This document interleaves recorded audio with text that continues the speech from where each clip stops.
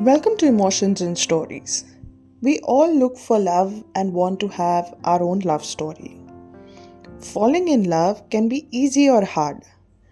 Finding love can be even more hard, not because of others, but because of our own mistakes. And our today's story is about one such love story.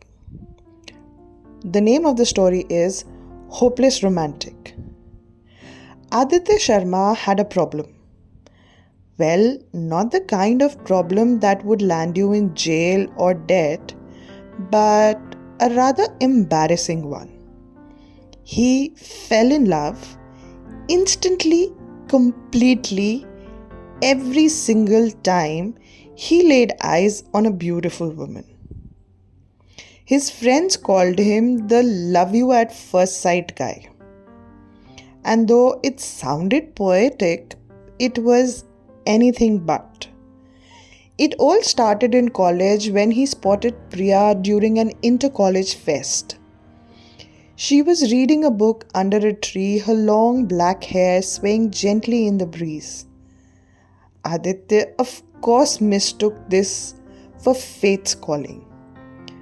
Within an hour, he had borrowed the exact same book she was reading, memorized a few quotes, and attempted a conversation. Priya, mildly amused but mostly creeped out, left mid-conversation when he quoted Shakespeare completely out of context. Over the years, his affliction only grew stronger. Whether it was the barista at his favorite coffee shop, a stranger at the metro station, or a friend's cousin at a wedding, Aditya's heart had a way of racing uncontrollably. He would daydream about epic love stories, envision wedding invites, and sometimes even pick out baby names, all before exchanging more than 5 words with the woman. One fateful evening, his hopeless romanticism reached a new peak. It was a rainy day in Mumbai. Aditya was at his favorite bookstore when he saw her, Meera. Dressed in a yellow kurta, her eyes scanning the shelves with a thoughtful expression, she seemed straight out of his imagination. Thunder rumbled as he worked up the courage to speak. He grabbed a random book, hoping to look intellectual, only to realize it was a cookbook titled 100 Ways to Cook Potatoes. Undeterred, he approached her. He began clearing his throat dramatically. Potatoes have inspired some of the greatest chefs in history. Meera turned to look at him with a raised eyebrow and said, "Oh, like who?" Aditya blinked. Mr. Potato Head? She stifled a laugh but nodded politely. Flustered, he tried again. "Anyway, I'm Aditya. At that exact moment, he slipped on a puddle of rainwater that had trickled inside the store, landing flat on his back with the cookbook flying across the aisle. The entire bookstore turned to stare at him. Meera, suppressing laughter, helped him up, asking him, "You okay, Mr. Potato?" Aditya, now red-faced, nodded, "Perfectly. I was just testing gravity. It still works." The encounter might have ended there, but fate had other plans. 2 days later, Aditya saw Meera again at a friend's housewarming party. This time, determined not to embarrass himself, he kept his distance and observed from afar, nodding to himself like a detective gathering clues. His friend, however, had other ideas. Dude, just go talk to her. You've been staring for an hour. Before he could protest, his friend dragged him across the room. Meera, meet Aditya. He's a writer. Aditya, meet Meera. She's an artist. You two should really talk about, creativity and stuff. Saying this, his friend was about to move when Aditya, feeling cornered, blurted out, I fell in love with you the other day. In his excitement, he was so loud that the entire room fell silent because everybody had heard this, and the silence was so thick that you could cut it with a knife. Meera blinked and said, Excuse me? Aditya tried backtracking. Not in a creepy way, more like, you're just very potato. No, I mean beautiful, like inspiring beautiful.